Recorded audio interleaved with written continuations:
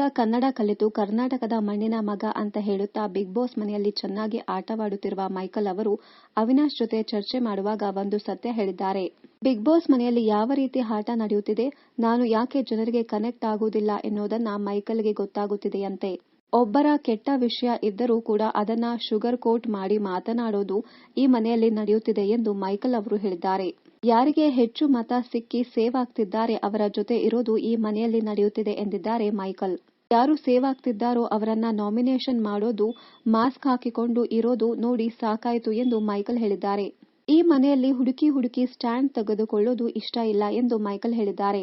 ನನಗೆ ಈ ರೀತಿ ಬದುಕಲು ಇಷ್ಟ ಇಲ್ಲ, ಈ ರೀತಿ ಮಾಡಿ ಗೆದ್ದು ಯೂಸ್ ಇಲ್ಲ ಎಂದು ಮೈಕಲ್ ಹೇಳಿದ್ದಾರೆ. ನನಗೆ ಫೇಕ್ ಆಗಿ ಇರಲು ಇಷ್ಟ ಇಲ್ಲ, ನಾನು ನೇರವಾಗಿ ಮುಖಕ್ಕೆ ಹೊಡೆದ ಹಾಗೆ ಮಾತನಾಡ್ತೀನಿ ಎಂದು ಮೈಕಲ್ ಹೇಳಿದ್ದಾರೆ. ಜನರು ವರ್ತೂರ್ ಸಂತೋಷ್, ಡ್ರೋನ್ ಪ್ರತಾಪ್ಗೆ ಕನೆಕ್ಟ್ ಆಗ್ತಿರೋದು ಗೊತ್ತಾಗ್ತಿದೆ ಎಂದು ಮೈಕಲ್ ಅಭಿಪ್ರಾಯಪಟ್ಟಿದ್ದಾರೆ. ನನ್ನ ತರ ಇರುವವರ ಜೊತೆ ವೀಕ್ಷಕರು ಕನೆಕ್ಟ್ ಆಗುವುದಿಲ್ಲ ಎನ್ನುವುದು ಬಿಗ್ ಬಾಸ್ ಮನೆಗೆ ಬರುವ ಮುನ್ನವೇ ಗೊತ್ತಿತ್ತು. ಜನರಿಗೆ ಇಷ್ಟ ಆದ್ರೆ ಇರ್ತೀನಿ, ಇಲ್ಲ ಅಂದ್ರೆ ಹೋಗ್ತೀನಿ ಎಂದು ಮೈಕಲ್ ಹೇಳಿದ್ದಾರೆ. ಇನ್ನಷ್ಟು ಕನ್ನಡ ಧಾರಾವಾಹಿ, ಸಿನಿಮಾ ಹಾಗೂ ಬಿಗ್ ಬಾಸ್ ಕನ್ನಡ ಸೀಸನ್ 10ರ ಡೈಲಿ ಅಪ್ಡೇಟ್ಸ್ಗಾಗಿ ಚಾನೆಲ್ ಅನ್ನ ಸಬ್ಸ್ಕ್ರೈಬ್ ಮಾಡಿ. Thank you.